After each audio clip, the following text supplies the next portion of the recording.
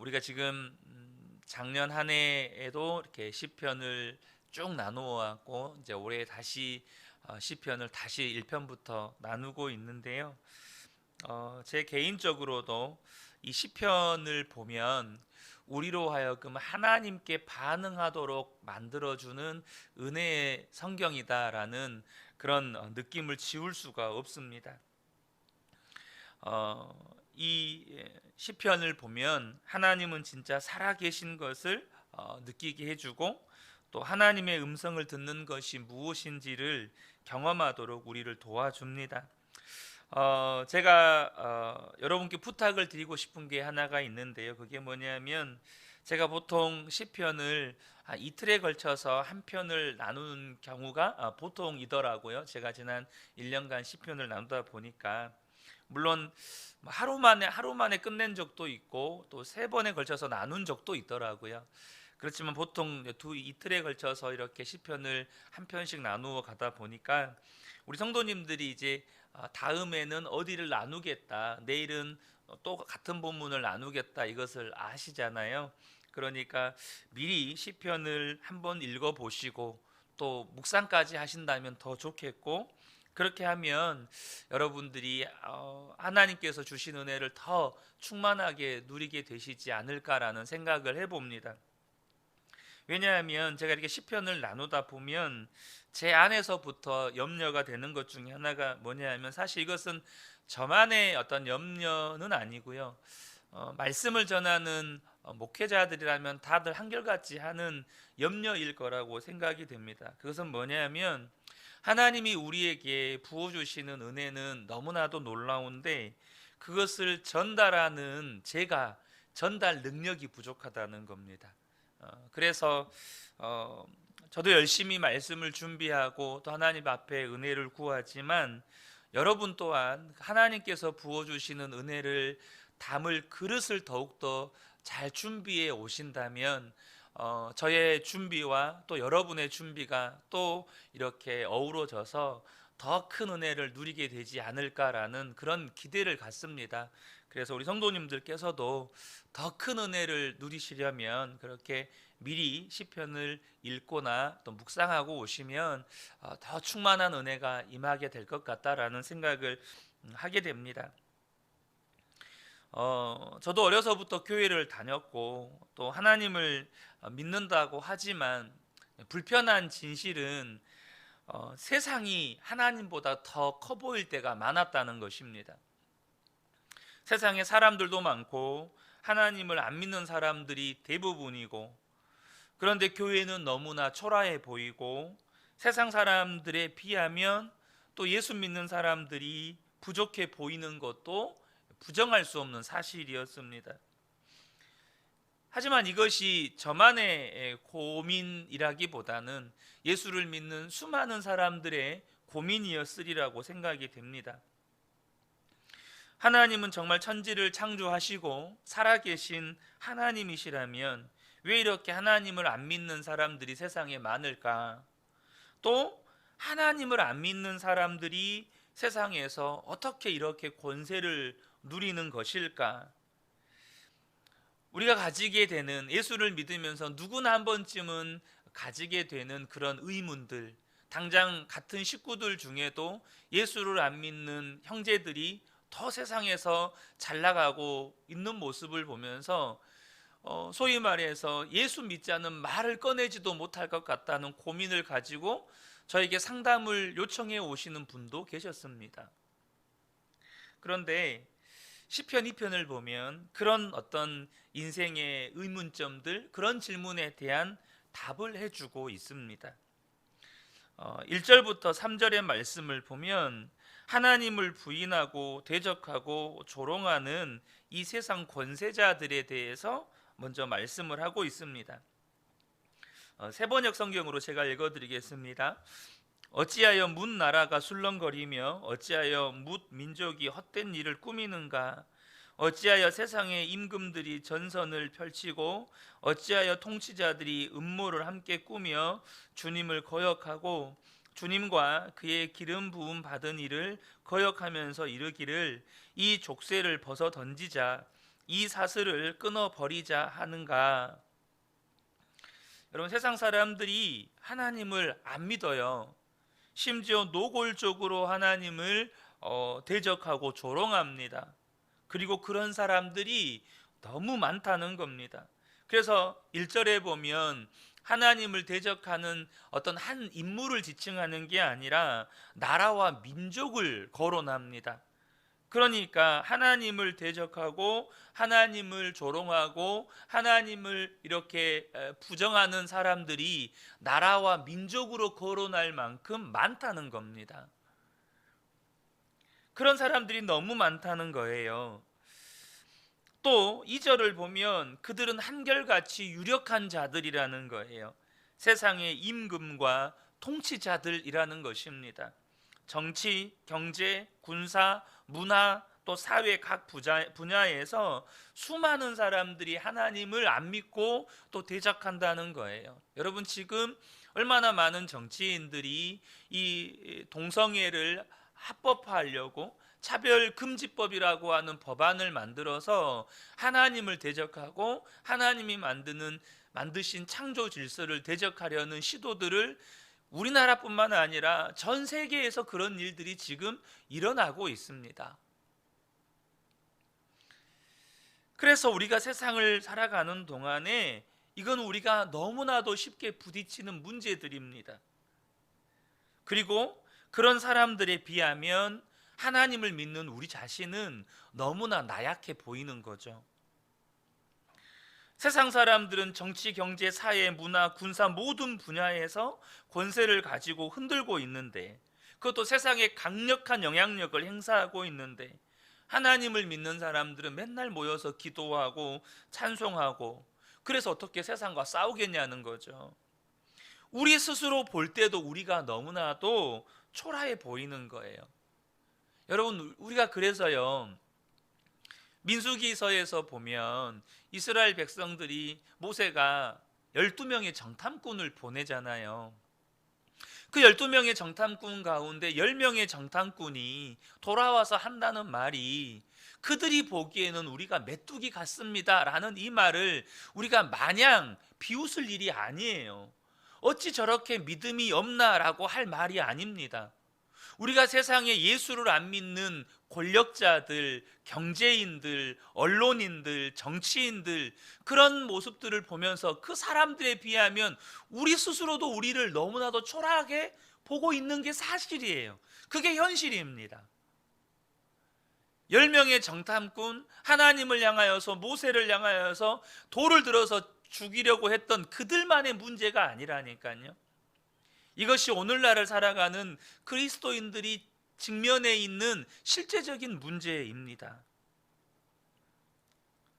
그래서 똑똑하고 야심 있는 젊은이들이 교회를 떠나가는 것도 이해가 돼요. 그들도 다 생각하고 있지 않겠습니까? 어느 쪽 줄에 서야 내가 성공할 수 있을까? 어느 줄을 내가 붙잡아야 세상에서 성공할 수 있을까? 교회의 아보니 맨날 성경만 읽으라고 하고 기도만 하라고 하니 뭐가 되겠나? 세상을 보니 거기는 화려하고 힘도 있고 수도 많은데, 그러니 조금만 머리가 깨어서 세상을 볼 줄 알면 교회보다 세상이 재밌어지는 거죠. 그런데요, 저와 여러분이 성경을 하나님의 시각으로 볼 수 있는 은혜가 있기를 축복합니다. 여러분, 세상의 눈으로 성경을 보시면 안 돼요. 인간적인 기준으로 성경을 보시면 안 돼요. 그래서 성경은요, 성령께서 우리로 깨우쳐 주셔야 하는 겁니다. 또한 성령께서 우리의 눈을 열어서 성경을 보게 하시면 정말로 놀라운 영적인 진리를 깨닫게 해주십니다. 그 4절에서 우리에게 새로운 눈을 열어주고 있어요. 4절을 보면 하늘 보좌에 앉으신 이가 웃으신다. 내 주님께서 그들을 비웃으신다. 많은 사람들이 세상은 어떻게 이렇게 크고 강하고 많은가 라고 생각하게 만드는 그 세상을 보면서 하나님이 웃으신대요. 하나님을 대적하는 세상의 권세자들을 보면서 하나님이 하늘에서 비웃으신다는 거예요. 사랑하는 성도 여러분, 우리가 믿는 하나님은 하늘 보좌에 앉으셔서 하나님을 대적하는 수많은 권세자들을 보면서 비웃으시는 하나님이십니다. 그냥 시편을 건성으로 읽지 마시고 시편 말씀이 정말로 우리 속에 들어와서 우리의 눈이 열리고 우리의 마음이 새롭게 되어지고 우리의 입술의 고백이 바뀌는 그런 은혜를 누리게 되시기를 축복합니다. 우리가 세상에 나가 살다 보면 위축되기도 하죠. 또 우리보다 높은 직급의 상사, 그가 하나님을 안 믿는 사람일 경우에 우리의 믿음이 조롱받기도 합니다. 하나님을 믿는다고 하지만 세상에 나가면 통하지를 않아요. 그러니까 그럴 때 세상이 두려워지고 어떤 사람이 정말 무서워지고 그 사람 앞에서 말 한마디 제대로 못하고, 그런데 여러분, 그것은 절대 우리를 향한 하나님의 계획이 아닙니다. 세상에 나가서 우리보다 돈이 있고 권력이 있고 직급이 높은 사람 앞에서 말 한마디 못하고 두려워 떠는 삶을 사는 것이 하나님의 계획이 절대 아니라는 거예요. 그리고 우리가 그렇게 반응하게 되는 것은 정말로 믿음의 눈이 뜨여지지 않아서 그러는 것입니다. 세상만 커 보이고 하나님의 나라는 눈에 보이질 않으니까 그렇게 반응할 수밖에 없어요. 여러분, 저와 여러분이 정말로 믿음의 눈이 뜨이고 하나님의 나라를 바라보게 되고 하나님의 영광을 보게 되면 우리의 삶이 완전히 뒤바뀌게 됩니다. 그것이 성경에 기록된 믿음의 사람들의 증언입니다. 여러분, 이 세상에 굉장히 커 보이죠. 왕도 있고 대통령도 있고 수상도 있고 총리도 있고. 그래서 그들이 일하는 세계는 어떤 세상일까? 상상도 안 됩니다. 사실 여러분, 세상에 돈 많은 사람들이 사는 세상은 우리가 상상할 수 없는 세상이에요. 제가 예전에도 한번 말씀을 드렸었죠. 제가 아는 목사님이 그런 이야기를 해주시더라고요. 자기 교회의 권사님이 이제 돌아가셨는데 그 권사님이 그런 이야기를 종종 해주시더라는 거예요. 자기의 어떤 그 깨복쟁이 친구가 서울에서 소위 말해서 그 뭐라 그러죠? 그 돈 빌려주고 돈 이자 받고 하는 그쪽 세계의 큰 손이시라는 거예요. 큰 손. 그래서 한번 그분의 딸인가 아들인가 결혼을 하는데 자기는 깨복쟁이 친구라고 초대를 해서 갔대요. 근데 거기 온 하객들을 보니까 삼성 회장, SK 회장, 이런 대기업 총수나 2세들이 막 와 있더라는 거예요. 자기는 자기 수준에 맞게 이렇게 축의금을 했는데 이제 결혼식을 끝나고 이렇게 돌아갈 때 교통비하라고 봉투를 하나씩 하객들한테 전부 다 나눠주더래요. 근데 그 봉투에 얼마가 들었냐면 500만 원이 들어있더래요. 어떤 사람은 500만 원이 교통비예요. 여러분, 우리는 그런 세상이 상상도 되지를 않아요. 그러니까 그런 세상을 볼 때마다 우리는 위축이 되죠. 심지어 신문이나 TV에서 세상이 얼마나 넓은가를 여러 가지 프로그램이나 기사로 보여줍니다. 아, 세상은 넓구나. 내가 평생에 저런 곳에 가보기나 할 수 있을까? 근데 여러분, 분명히 알게 되시기를 축복합니다. 하나님의 나라는 그것과 비교가 되지 않습니다. 하나님의 나라는 세상의 정치, 경제, 군사, 그런 권력자들이 누리고 사는 세상보다, 또 TV 드라마나 프로그램이나 기사에 보여주는 그 넓은 세상보다 하나님의 나라는 비교가 안 된다는 거예요. 각 분야의 전문가들이 정말 두꺼운 책을 써서 정말로 과학의 수많은 그 넓은 분야에 대한 전문 서적들을 써서 도서관에 비치해 놓지만 하나님의 나라는 그들의 지식이 보여주는 세계와는 비교가 안 된다는 거죠. 그 하나님의 나라를 보는 눈이 열리면 세상을 바라보는 시각이 달라진다는 겁니다. 이사야 6장에서 우시야 왕이 죽던 해에 아수르라고 하는 그 강력한 나라가 일어나서 점점점 이스라엘을 조여오는 것을 보면서 두려움에 사로잡혀서 성전에 가서 기도를 합니다. 하나님께서 기도하는 이사야의 눈을 열어주셔서 보여주신 게 있었어요. 그게 뭐였냐면 하나님의 보좌와 그 보좌 앞에서 천사들이 하나님께 예배드리는 광경을 보여주었습니다. 여러분, 경험한 게 아닙니다. 그냥 눈을 열어서 보여주기만 하셨어요. 하나님의 보좌와 그 보좌 앞에서 하나님을 경배하고 찬양하는 천사들만 보여주셨어요. 그런데도 이사야는 완전히 꼬꾸라졌습니다.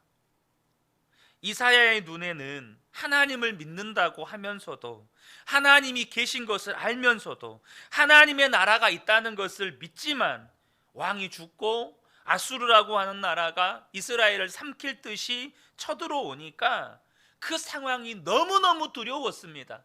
이것이 오늘날 수많은 그리스도인들의 현실 아닙니까? 예수님을 믿어요. 예수님이 천지 만물을 창조하셨고 지금도 천지 만물을 다스리고 계시다는 거 알아요. 하늘과 땅의 모든 권세가 예수 그리스도께 있다는 것도 알아요. 근데 세상에 나가면 세상이 두려워요. 돈 많은 사람이 두려워요. 말 한마디를 못해요. 그게 오늘날 그리스도인들의 현실이에요. 왜 그렇습니까? 하나님 나라를 보는 믿음의 눈이 뜨이지를 않은 거예요. 우시야가 하나님 나라가 있다는 걸 머리로는 알았어요. 하지만 하나님께서 그의 눈을 열어서 그의 하나님 나라의 영광을 보게 만들어 버리니까 어떻게 됩니까? 그 모든 두려움이 떠나가는 겁니다. 분명히 북이스라엘은 아수르에 완전히 패망했습니다. 그럼에도 불구하고 세상이 두려워지지 않게 되는 겁니다. 여러분, 우리가요 하나님을 믿어도 지식으로만 믿으면 그 정도의 믿음 가지고는 세상에 삼켜질 뿐입니다. 세상을 이길 수가 없어요. 그런데 믿음의 눈이 뜨여서 하나님의 영광을 본 그 이사야의 마음에 아수르에 대한 모든 근심, 걱정, 염려가 사라지는 것을 보게 됩니다. 이 은혜가 저와 여러분에게 임하기를 축복합니다. 사도 바울이 고린도 후서 12장에서 셋째 하늘에 올라가서 말할 수 없는 것을 보고 들었다고 기록합니다. 그러니까 성경에도 그곳에서 무엇을 보았고 무엇을 하나님께서 들려주셨는지를 기록하지를 않았어요. 단지 셋째 하늘에 올라가고 내가 죽었는지 살았는지 본인도 잘 모르겠다는 기록, 말할 수 없는 그 기록을, 말할 수 없는 것을 보고 들었다는 기록만 있을 뿐이죠. 그런데 분명한 건 사도 바울은 하나님 나라의 영광을 보았어요. 눈으로 보았고 말할 수 없는 비밀을 들었어요. 그러니까요, 그 뒤에 사도 바울의 고백이 뭡니까?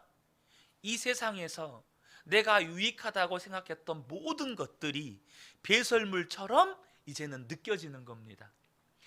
내가 배설물처럼 느껴지려고 노력한 게 아니에요. 하나님 나라의 영광을 봐버리니까 이 세상에 그 화려하던 것, 그 칭송받던 것, 그렇게 사람들로부터 박수받던 그 모든 것들이 이제는 배설물처럼 보여버리는 거예요. 어쩔 수가 없어요. 그냥 배설물처럼 보이는 걸, 배설물처럼 느껴지는 걸 이제 어쩌겠어요. 하나님 나라 영광에 비하면 그건 아무것도 아닌 거예요. 오히려 냄새나는 배설물처럼 보이는 거예요. 사랑하는 성도 여러분, 저와 여러분이 예수를 믿어도 이렇게 믿게 되기를 축복합니다. 예수님이 우리의 보화세요. 예수님이 우리의 보배세요.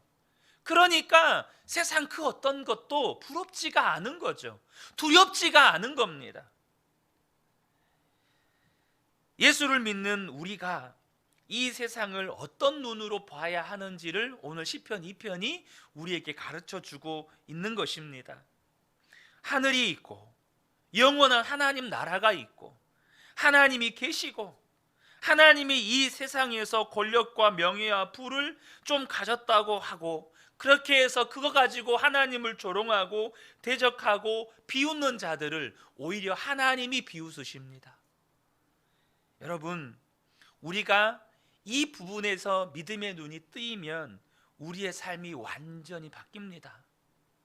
비록 우리의 가정의 삶이 지금 비록 너무나도 어려운 지경에 있지만 가정을 바라보는 눈이 바뀌어져요. 남편을 바라보고 아내를 바라보고 자녀를 바라보는 눈이 바뀌게 됩니다. 직장 생활을 할 때, 우리 자녀들이 대학을 갈 때 부모들이 그것을 바라보는 눈이 바뀌어져요. 얘가 월급을 얼마를 받나, 어느 대학을 가나, 어떤 직과를 선택하나, 어느 직업을 선택하나, 여러분 거기에 연연하지 않아요. 하나님 나라가 있는데 뭐가 중요하죠? 이 아이가 좋은 대학 가고 이 아이가 좋은 직업을 선택해서 정말로 수억 원씩 연봉을 받으면서 생활하는 게 중요할까요? 여러분, 설사 그렇다고 할지라도 이 아이가 하나님을 모르면 그건 부모에게 두려움이고 근심인 거예요. 여러분, 이삭의 최고의 근심과 걱정이 뭐였습니까? 큰아들 에서였어요. 에서는 능력이 많은 사람이었습니다. 그래서 이삭이 특별히 야곱보다 사랑했어요. 능력이 많았어요. 능력이 많으니까 여자들도 많이 따랐어요. 여자들이 많이 따르니까 에서가 가나안 여인을 아내로 얻습니다. 그것이 이삭과 리브가의 엄청난 근심이었어요. 세상에서 소위 잘 나가요. 사람들에게 박수 받아요. 인정도 받아요. 돈도 많이 벌어요. 근데 하나님을 경외하지를 않아요. 그러니까 이삭과 리브가에게는 그것이 고통이었고 아픔이었어요. 여러분, 하나님 나라의 눈이 열리면 근심과 걱정도 바뀌어요. 저는 저와 여러분에게 오늘 시편 2편의 말씀을 보면서 다시금 세상을 바라보는 눈이 새롭게 뜨여지기를 축복합니다. 오히려 하나님을 대적하는 세상을 비웃으시는 하나님, 그 하나님을 바라보는 믿음의 눈이 뜨여지시기를 예수님의 이름으로 축복합니다. 아멘.